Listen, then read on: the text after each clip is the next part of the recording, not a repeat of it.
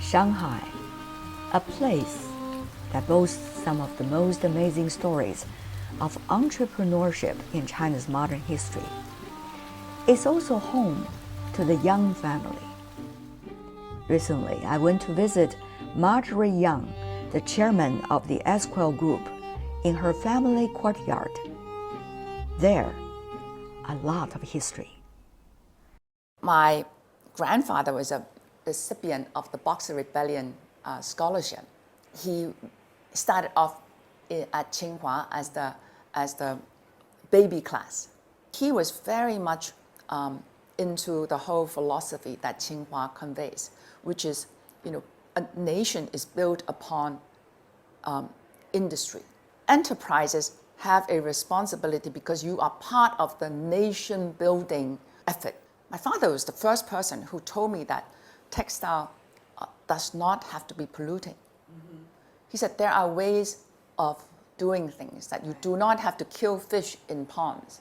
What do you make as a leading businesswoman of the latest tariff drama? The first thing is that Esquel must survive and thrive because we are banking so much of our success on this theory. We were already hit in 2020 by the entity list. So to us in the company, we're like, oh, we know that this is going to come. So we're very calm. If the US, we all believe that, is able to use its technology, management ability to have a more inclusive growth, they would not have the anger that is causing the government to look for an outside enemy, and conveniently, it is us.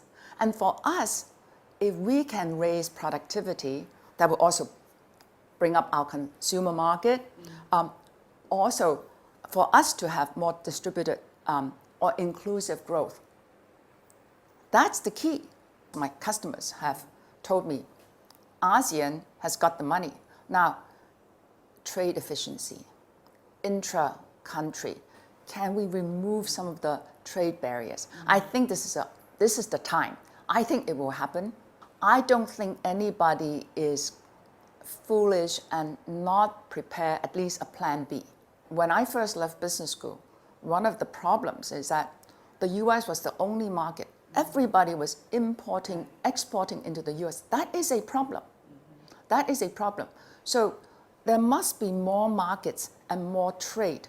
Trade must mean that we have to create markets everywhere.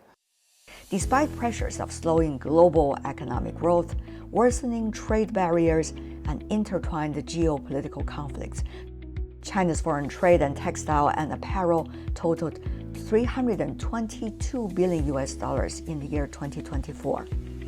That was still up 2.5% year on year, according to the number of China customs.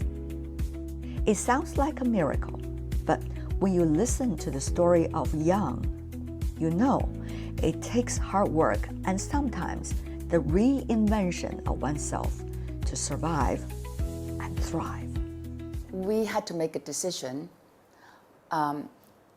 whether we leave Xinjiang or stay put.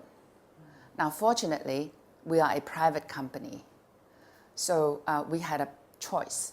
We feel very strongly that we have contributed to the local community.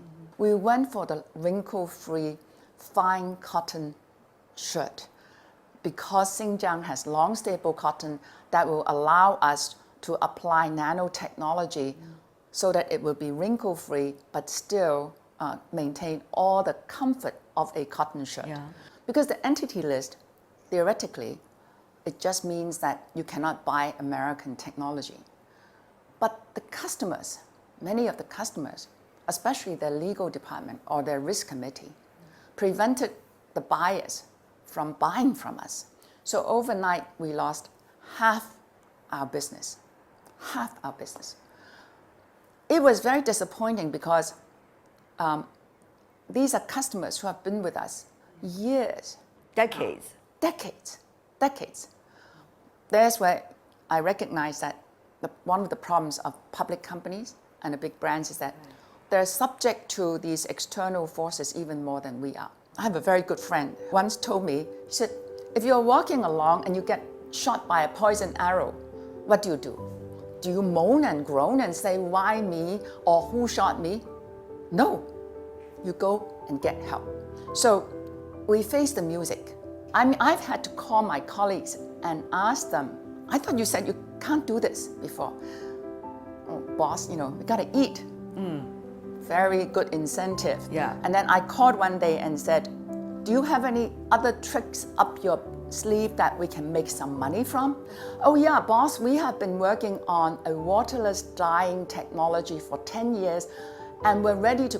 I said, how come nobody told me about this before? Did they answer that question? Oh, they said, well, we're so busy selling shirts and making money. Right. We have been doing the right thing. So we will continue to do the right thing and we will continue to tell our story.